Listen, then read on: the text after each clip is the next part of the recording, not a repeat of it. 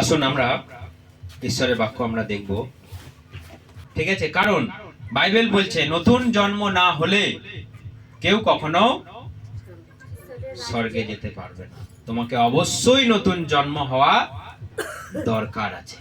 কারণ আমরা পুরাতন জীবন প্রভুকে জানার আগে নানা রকম আমরা জীবন যাপন আমরা করেছি, সেখানে অনেক পাপ, সেখানে অনেক ভুল ভ্রান্তি আমাদের মধ্যে ছিল। তো সেই জন্য আমরা প্রভুকে জেনেছি, মানে আমাদের নতুন জন্ম হওয়াটা অবশ্যই দরকার। কারণ প্রভু যীশু খ্রিস্ট স্বয়ং যদি এই কথা বলে, তাহলে আমাদের এই আদেশ পালন করাটা অত্যাবশ্যক, প্রয়োজনীয়। কারণ আজকে অনেক মানুষ শুধু বলছে যে অঙ্গীকার হলেই হয়ে যাবে। তারা না জানে বাপ্তিস্ম, না জানে পবিত্র আত্মা, তারা অঙ্গীকার বলে একটা শব্দকে শিখে নিয়েছে। বলছে অঙ্গীকার হয়ে গেলেই সে বাইবেল হাতে নিয়ে প্রচার করছে। বাইবেল হাতে নিয়ে প্রচার করছে, ঠিক কথাই। বাইবেলের ভেতরের কোনো অংশ, বাইবেলের ভেতরের কোনো বিষয় সে প্রচার করতে জানে না বা পারছে না। তো সেই জন্য প্রভু যীশু খ্রিস্ট বলছেন যে তোমাদের নতুন জন্ম হওয়া দরকার। হালেলুয়া। অঙ্গীকার মানে কি? অঙ্গীকার মানে কি? আমি প্রভুকে কথা দিয়েছি, আমি এটা করব, আমি সেটা করব, আমি এইভাবে জীবন যাপন করব, এটা অঙ্গীকার। আমি কথা দিয়েছি, প্রতিশ্রুতি দিয়েছি, কিন্তু আমি বাপ্তিস্ম গ্রহণ করেছি, নতুন জন্ম লাভ করেছি, এইটাই হচ্ছে আমাদের দরকার। প্রত্যেকটা মানুষকে নতুন জন্মগ্রহণ লাভ করতেই হবে, তা না হলে তার জন্য সেখানে দরজা খুলবে। হালেলুয়া। দেখুন প্রভু যীশু খ্রিস্ট কি বলেছে, আসুন আমরা বাইবেল পড়ি।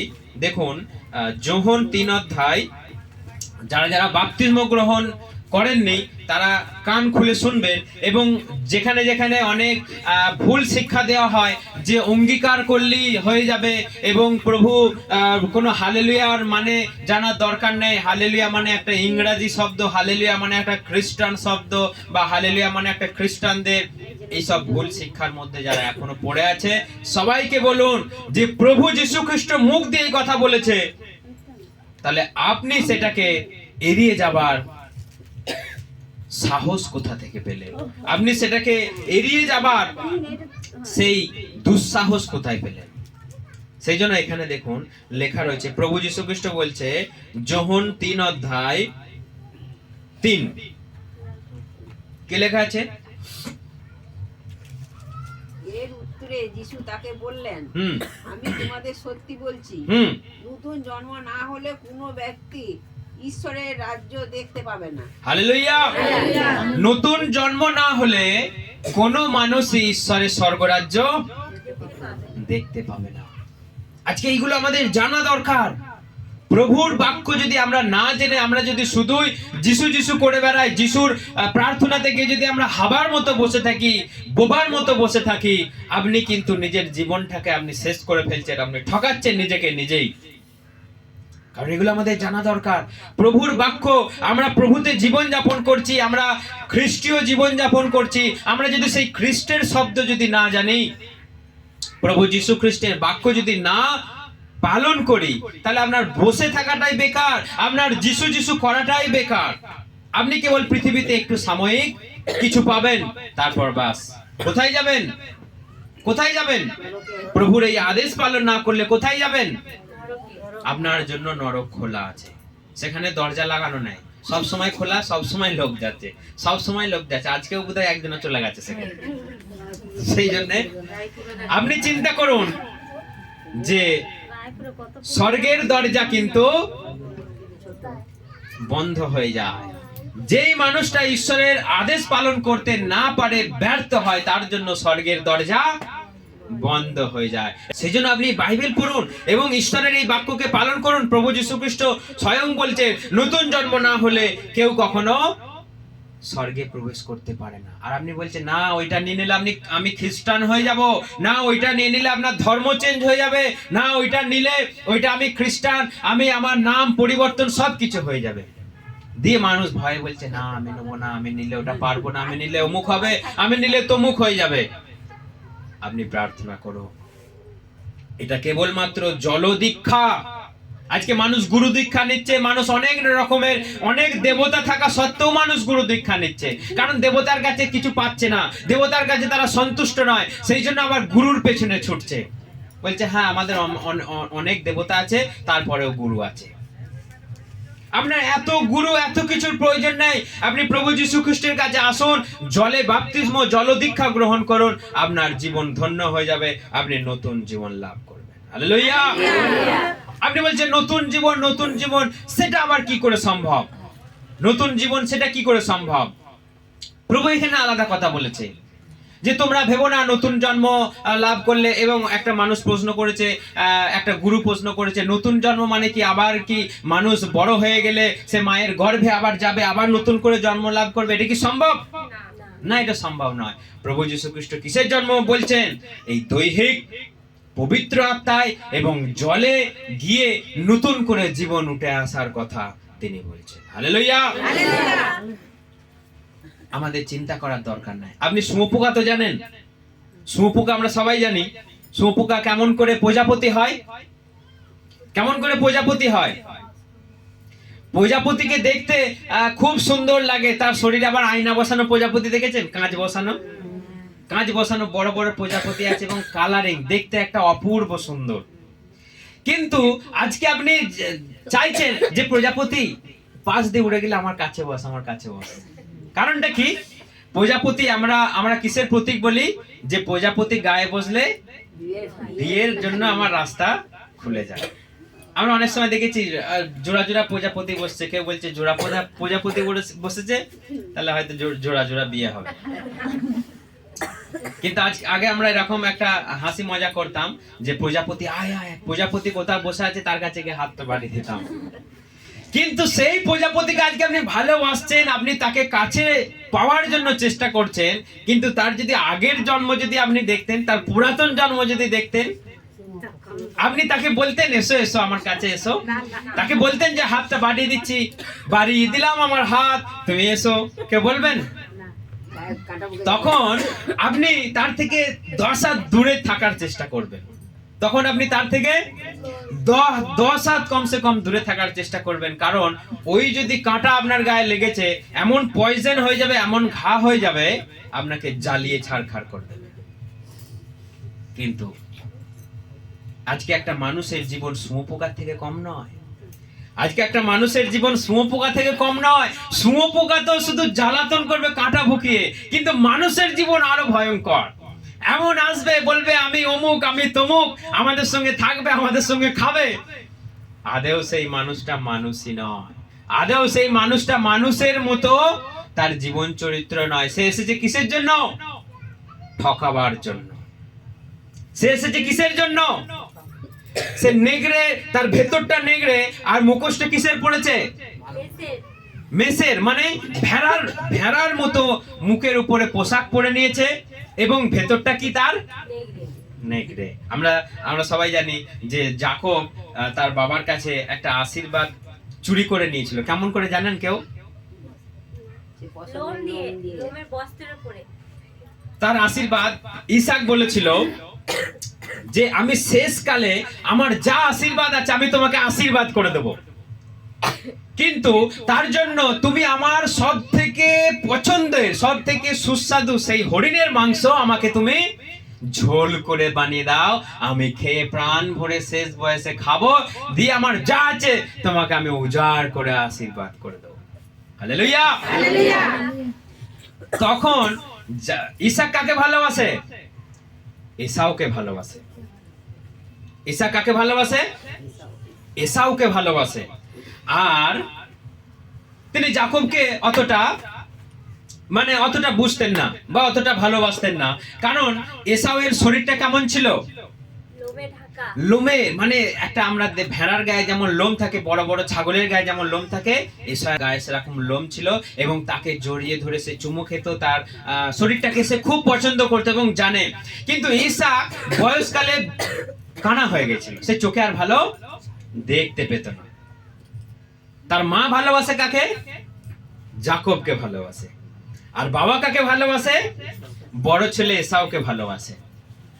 তো ঘটনাটা ঘটেছে, এসাউকে বলেছে, বাবা আমি তো আর বেশি দিন বাঁচবো না, তাই এসো আমি তোমাকে শেষ আশীর্বাদটা করি, তুমি আমার জন্য সেই সুস্বাদু খাবারটা তুমি দাও, খেয়ে আমি মন ভরে তোমাকে আশীর্বাদ করি। তো সে সঙ্গে সঙ্গে চলে গেল তীর ধনুক নিয়ে বনেতে হরিণ মারতে। তখন এর মা সব শুনে নিয়েছে, যদি এসাও যদি সেই আশীর্বাদটা পেয়ে যায়, আমার ছোট ছেলে কিন্তু সব হারাবে, কিচ্ছু আর পাবে না। সেই জন্যে ও সব বৃত্তান্ত যাকবকে বলল। যাকব ভয় বলছে, মা আমার তো গায়েতে তো দাদার মতো লোম নাই, বাবা স্পর্শ করলেই তো ধরা পড়ে যাব, তখন আশীর্বাদের বদলে যদি অভিশাপ দিয়ে দেয় আমার জীবন শেষ হয়ে যাবে, আমি যাব না, আমি পারবো না। তখন বলছে, আমি তো আছি, তুমি বাগানে যাও, মেষের খোঁয়ারে যাও, সব থেকে ভালো একটা ছাগল তুমি মেষ একটা ভালো দেখে নিয়ে এসো, দিয়ে সেটাকে আমি তোমাকে দিচ্ছি, তোমার বাবা যেমন পছন্দ করে সেরকম ঝোল রান্না করে আমি দিচ্ছি, তুমি নিয়ে যাও। তখন সেই ছাগলটাকে মেরে তার গায়ের চামড়াটা তার গায়ে হাত পর্যন্ত লাগিয়ে দিল যাকবকে, দিয়ে ঝোলটা নিয়ে যাচ্ছে। বেশি কথা বলছে না, বুঝে নেবে। এবং তার যে গায়ের যে পোশাকটা, মানে এসাওয়ের গায়ের যে একটা সুগন্ধ ছিল, সেই সমস্ত কিছু দিয়ে তাকে দিয়েছে। বলছে, বাবা এই না, এসে গেছি ঝোল নিয়ে। বলছে, এত তাড়াতাড়ি তুমি চলে এলে, এসো এসো এসো এসো এসো। তাকে জড়িয়ে ধরলো, গা গুলো দেখলো, হ্যাঁ এটা তো এসাওয়ের মতনই লাগছে।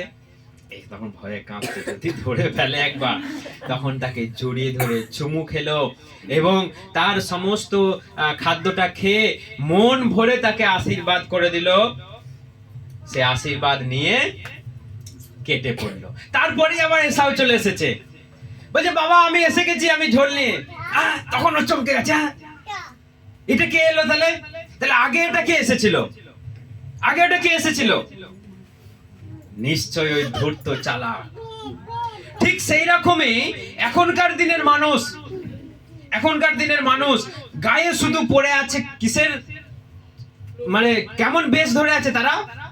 মেষের মতো বেশ ধরে আছে। আপনি দেখলে বুঝতে পারবেন না, আপনি দেখলে তাদেরকে ধরতে পারবে না।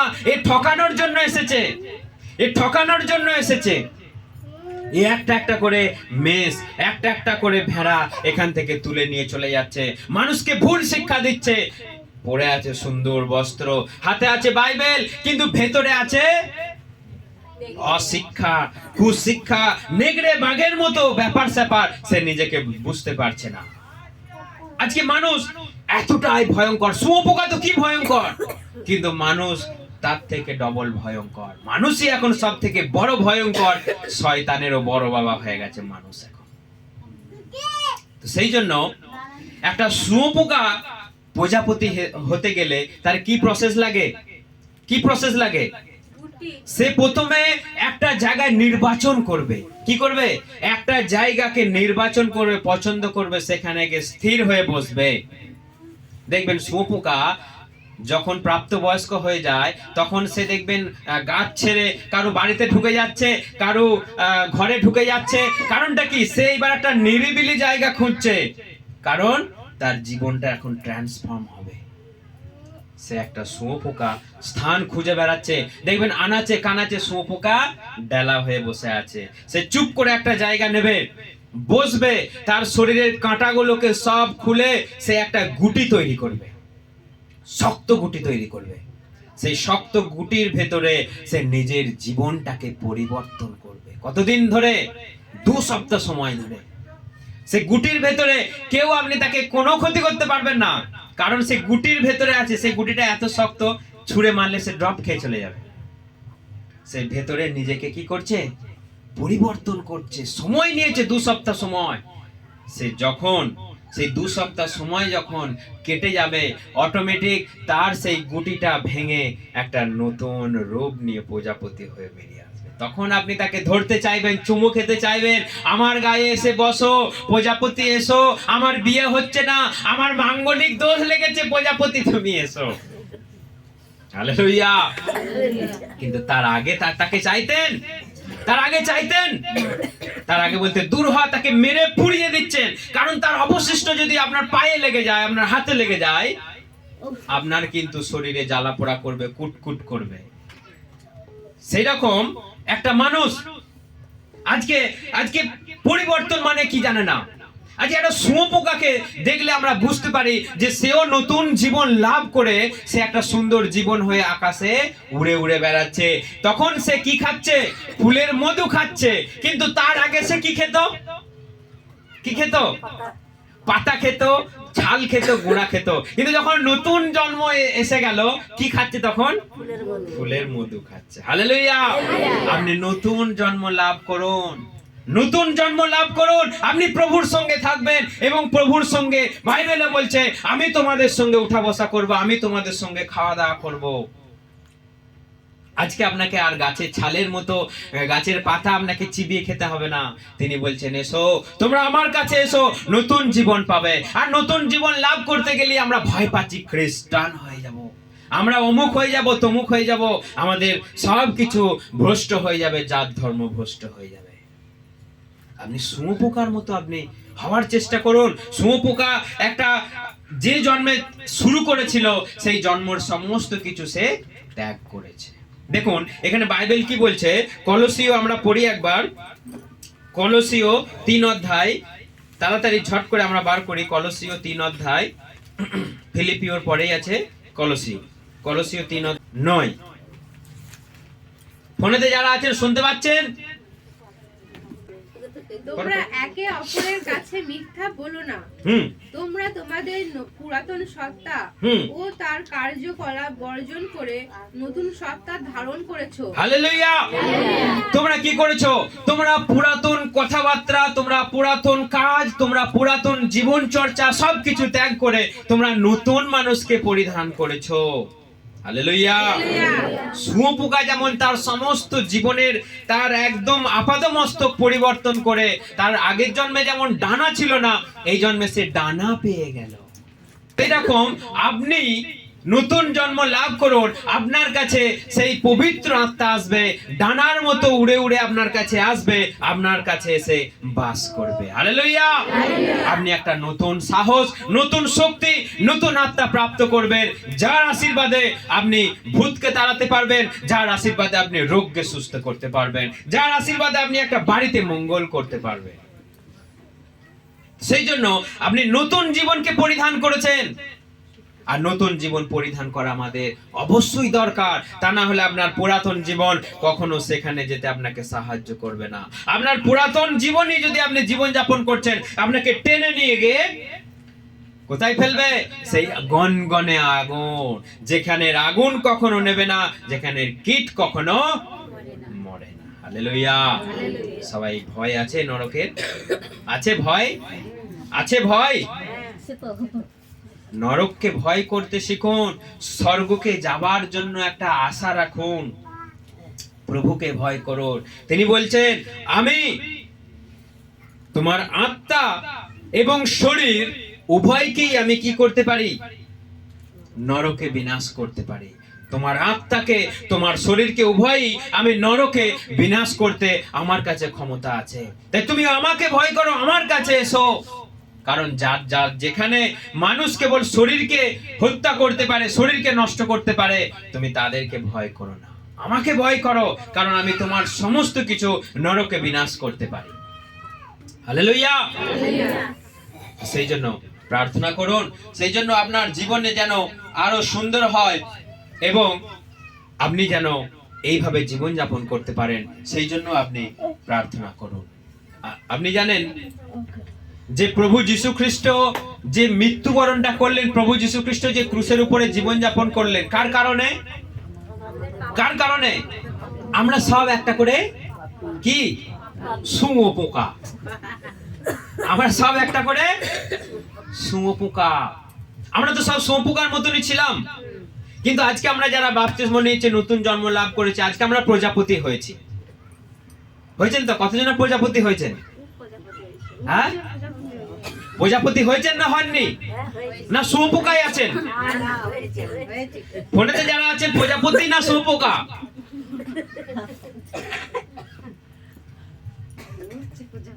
হ্যাঁ, প্রজাপতি হওয়ার চেষ্টা করুন, শুঁয়োপোকা হওয়ার চেষ্টা করবেন না। প্রভু আমাদের জন্য জীবন যাপন করলেন।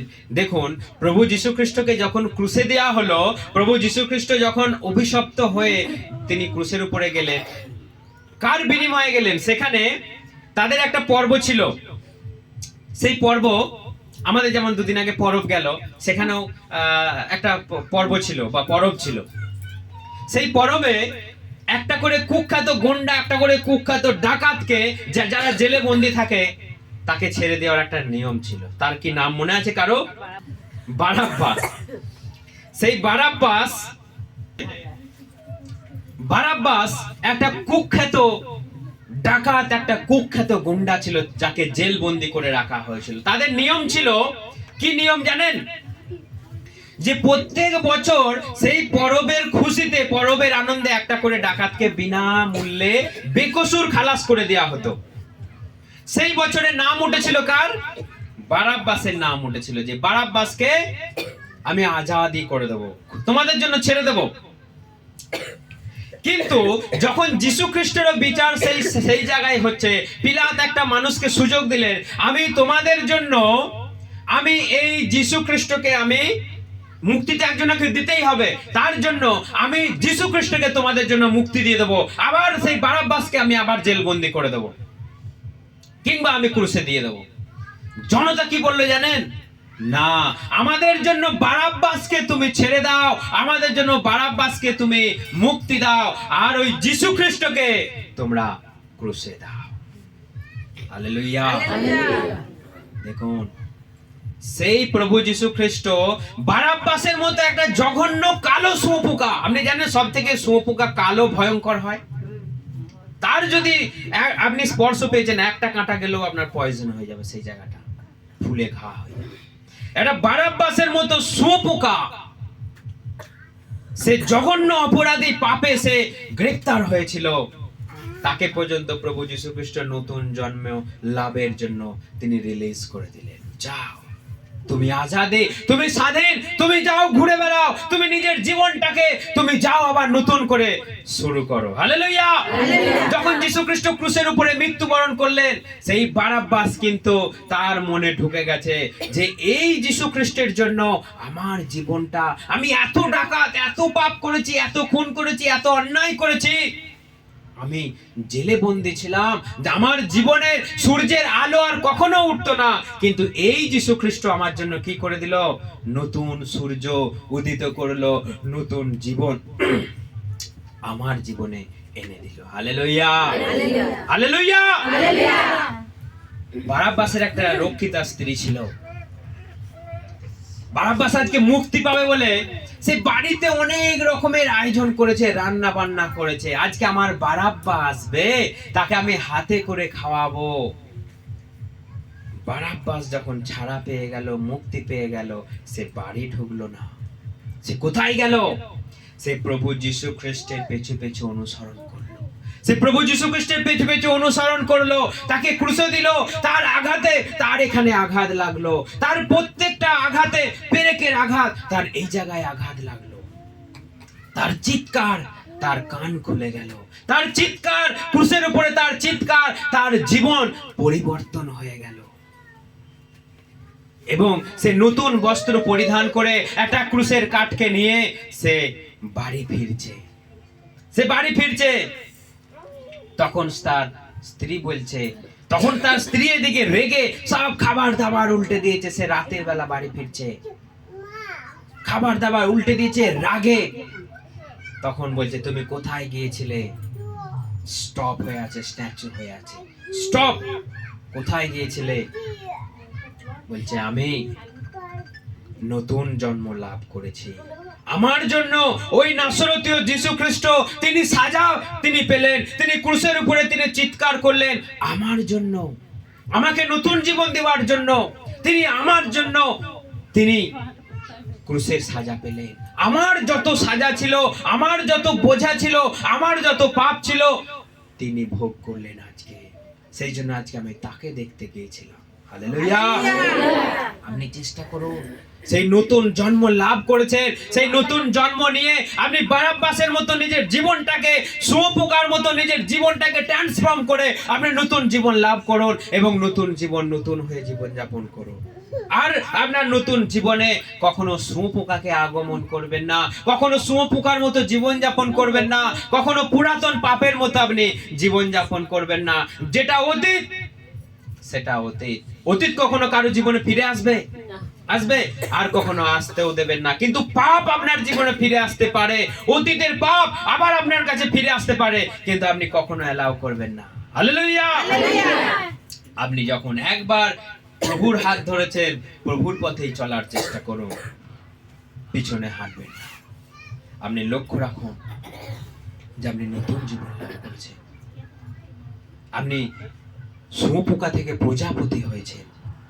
আপনি বারাব্বাসের মতো মানুষ থেকে আজকে আপনি নতুন জন্ম লাভ করেছেন, নতুন জীবন লাভ করেছেন, নিজেকে শুধরাবার জন্য একটা সুযোগ পেয়েছেন। কোথাও গেলে এই বাণী, কোথাও গেলে এই শব্দ আপনি শুনতে পারবেন না, নতুন জন্ম আবার কি রে বাবা। কিন্তু একটা মানুষ যখন জন্ম থেকে পাপ করে আসছে, সারাটা জীবন সেই পাপময় দেহকে বিনাশ করবার জন্যই আপনার জন্য বাপ্তিস্ম, জলদীক্ষা। যেমন যীশু খ্রিস্ট নিজের জীবনটাকে তিনি ক্রুশ থেকে তার শরীরটাকে এনে রাখা হয়েছিল একটা কবরের মধ্যে, তিনি কবরের মধ্য থেকে 3 দিনের মধ্যে জীবিত হয়ে উঠে তিনি প্রমাণ করে দেখিয়ে দিলেন মৃত্যুঞ্জয়ী। তিনি নতুন শরীর, নতুন জীবন নিয়ে তিনি উঠে এলেন। হালেলুয়া! তার সমস্ত পুরাতন জীবন তিনি কবরের মধ্যে সমাধিস্থ করে নতুন জীবন নিয়ে উঠে এলেন।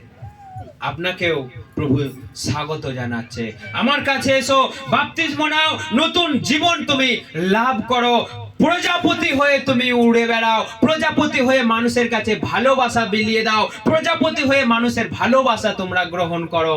আর শুঁয়োপোকা হলে মানুষ তোমাকে ধিক্কার দেবে, মানুষ তোমাকে গালি দেবে, মানুষ তোমাকে অভিশাপ দেবে, মানুষ তোমাকে মৃত্যুদণ্ডে দণ্ডিত করবে। প্রজাপতিকে কেউ মৃত্যুদণ্ড চায় দিতে? না। আপনার বিয়ের গাড়ির সামনে সামনে কে থাকে? প্রজাপতি থাকে। সেই জন্য প্রজাপতি হয়েছেন, প্রজাপতির মতো জীবন যাপন আপনি করুন, কখন আর শুঁয়োপোকা হওয়ার চেষ্টা করবেন না। আপনি প্রজাপতি হয়ে মৃত্যুবরণ করুন, শুঁয়োপোকা হয়ে মৃত্যুবরণ করতে যাবেন না। হালেলুয়া! আপনার জীবন ধন্য হয়ে যাবে, আপনার জীবন সেখানে পৌঁছে যাবে, স্বর্গে পৌঁছে যাবে। আর আপনি পাপে, আর আপনি সেই মতো জীবন যাপন করবেন, নরক থেকে শয়তান উঠে এসে আপনাকে টেনে হিজড়ে সেখানে নিয়ে চলে যাবে। চো, তোর জন্য সেই জায়গা সুন্দর, দেখবি চো,